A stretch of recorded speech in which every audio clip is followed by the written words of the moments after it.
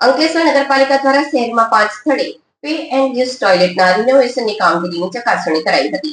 Pay and use ટોયલેટના રિનોવેશનની કામગીરી digital India નામની એજન્સીને આપી હતી. કામગીરીનું પાલિકાના ચીફ ઓફિસર કેશવ કોલડિયાએ નિરીક્ષણ કર્યું હતું. ભરૂચમાં ધોરણ 12નું પરિણામ જાહેર. સામાન્ય પ્રવાહમાં 93.37%, વિજ્ઞાન પ્રવાહમાં 80.59% સફળતા મેળવી છે.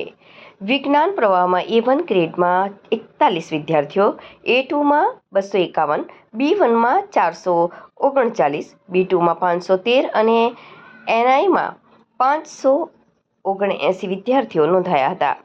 સામાન્ય પ્રવાહમાં A1 ગ્રેડમાં 71 વિદ્યાર્થીઓ, A2 ગ્રેડમાં 454 વિદ્યાર્થી, B1 ગ્રેડમાં 1073 વિદ્યાર્થી, B2 ગ્રેડમાં 1843 વિદ્યાર્થીઓ અને NIમાં 584 વિદ્યાર્થીઓ નોંધાયા હતા. ગુજરાત માધ્યમિક અને ઉચ્ચતર માધ્યમિક શિક્ષણ બોર્ડ દ્વારા માર્ચ 2026માં લેવાયેલ ધોરણ 12 સામાન્ય પ્રવાહ તેમજ વિજ્ઞાન પ્રવાહનું પરિણામ આજરોજ જાહેર કરવામાં આવ્યું છે. ત્યારે ભરૂચ જિલ્લાનું પણ પરિણામ જાહેર થયું છે. ભરૂચ જિલ્લાનું ધોરણ 12 સામાન્ય પ્રવાહનું 93.37%, તો વિજ્ઞાન પ્રવાહનું 80.59% પરિણામ જાહેર થયું છે. ભરૂચ જિલ્લામાં ધોરણ 12 વિજ્ઞાન પ્રવાહના ગ્રેડવાર પરિણામ પર નજર કરીએ તો વિજ્ઞાન પ્રવાહમાં A1 ગ્રેડમાં 41 વિદ્યાર્થીઓ, A2માં 251, B1માં 439, B2માં 513 અને NIમાં 579 વિદ્યાર્થીઓ નોંધાયા છે. હવે કેન્દ્રવાર પરિણામની ટકાવારી પર નજર કરીએ તો વિજ્ઞાન પ્રવાહમાં ભરૂચ કેન્દ્રનું 83.59%, અંકલેશ્વર કેન્દ્રનું 77.40%, જાડેશ્વર કેન્દ્રનું 88.41% અને જંબુસર કેન્દ્રનું 68.24% પરિણામ જાહેર થયું છે.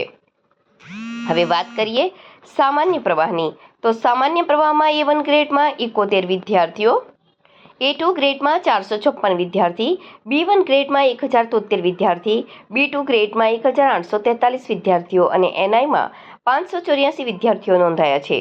ધોરણ 12 સામાન્ય પ્રવાહના કેન્દ્રવાર પરિણામ પર નજર કરીએ તો અંકલેશ્વર કેન્દ્રનું 92.66%, ભરૂચ કેન્દ્રનું 90.53%, જાડેશ્વર કેન્દ્રનું 93.58%, જંબુસર કેન્દ્રનું 92.71%, નેત્રંગ કેન્દ્રનું 99.31%, હાંસોટ કેન્દ્રનું 91.74%, વાલિયા કેન્દ્રનું 92.90%, થવા કેન્દ્રનું 96.48%, દયાદરા કેન્દ્રનું 91.75%, આમોદ કેન્દ્રનું 94.58%, ઝઘડિયા કેન્દ્રનું 93.89% અને દહેજ કેન્દ્રનું 98.25% પરિણામ જાહેર થયું છે. પરીક્ષામાં ઉત્તીર્ણ થનાર તમામ વિદ્યાર્થીઓને શુભકામના પાઠવવામાં આવી છે અને આવનારા દિવસોમાં વિદ્યાર્થીઓને શાળાએથી માર્કશીટનું વિતરણ કરવામાં આવશે. ગુજરાત માધ્યમિક અને ઉચ્ચતર માધ્યમિક શિક્ષણ બોર્ડ દ્વારા માધ્યમિક ઉચ્ચતર માધ્યમિક શાળાંત પરીક્ષા લેવામાં આવી ફેબ્રુઆરી મહિનામાં, જેનું પરિણામ આજરોજ આવ્યું છે. જેમાં ઉચ્ચતર માધ્યમિકમાં સામાન્ય પ્રવાહ અને વિજ્ઞાન પ્રવાહનું પરિણામ આવ્યું છે. જે પૈકી HSC વિજ્ઞાન પ્રવાહ ફેબ્રુઆરી માર્ચ 2026નું બોર્ડનું ટોટલ પરિણામ 84.33% છે. તેની સામે ભરૂચનું ટોટલ રિઝલ્ટ 80.59% છે. ભરૂચમાંથી કુલ 2972 વિદ્યાર્થીઓએ પરીક્ષા આપી હતી. તે પૈકી 2395 વિદ્યાર્થીઓ પાસ થયા છે. ભરૂચ જિલ્લાના રિઝલ્ટમાં સૌથી વધારે કેન્દ્ર નું પરિણામ છે જાડેશ્વરનું 88.41% છે અને સૌથી ઓછું જે કેન્દ્રનું પરિણામ છે તે જંબુસર છે, 68.24% પરિણામ છે જંબુસરનું. ભરૂચ જિલ્લાની માત્ર 2 સરકારી માધ્યમિક વિજ્ઞાન પ્રવાહની શાળાઓ છે, જે પૈકી વાગરા વિજ્ઞાન પ્રવાહની શાળામાં 72% પરિણામ આવ્યું છે અને હાંસોટ વિજ્ઞાન પ્રવાહની શાળામાં 89.47% પરિણામ આવ્યું છે. આમ બંને સરકારી શાળાઓએ પણ ખૂબ સારું પ્રદર્શન કર્યું છે. ગત વર્ષની સરખામણીમાં જોઈએ તો વર્ષ 2025માં બોર્ડનું પરિણામ 83.51% હતું, જે આ વર્ષે બોર્ડનું પરિણામ 79.66%, જે આ વખતે 84.33% થયું છે. ભરૂચ જિલ્લાનું પરિણામ 79.66% હતું ગત વર્ષે, જે આ વર્ષે વધીને 80.59% થયું છે. એટલે કે ગત વર્ષની સરખામણીમાં ભરૂચ જિલ્લાનું પરિણામ વિજ્ઞાન પ્રવાહમાં વધ્યું છે. HSC સામાન્ય પ્રવાહની પરીક્ષામાં જોઈએ તો સામાન્ય પ્રવાહની પરીક્ષામાં બોર્ડનું ટોટલ રિઝલ્ટ 92.71% છે. તેની સામે ભરૂચનું ટોટલ રિઝલ્ટ 93.37% છે. એટલે કે બોર્ડ કરતા 1% વધારે રિઝલ્ટ ભરૂચ જિલ્લાએ મેળવ્યું છે. ટોટલ વિદ્યાર્થીઓ 8,537 બેઠા હતા, તે પૈકી 7,971 વિદ્યાર્થીઓ પાસ થયા છે.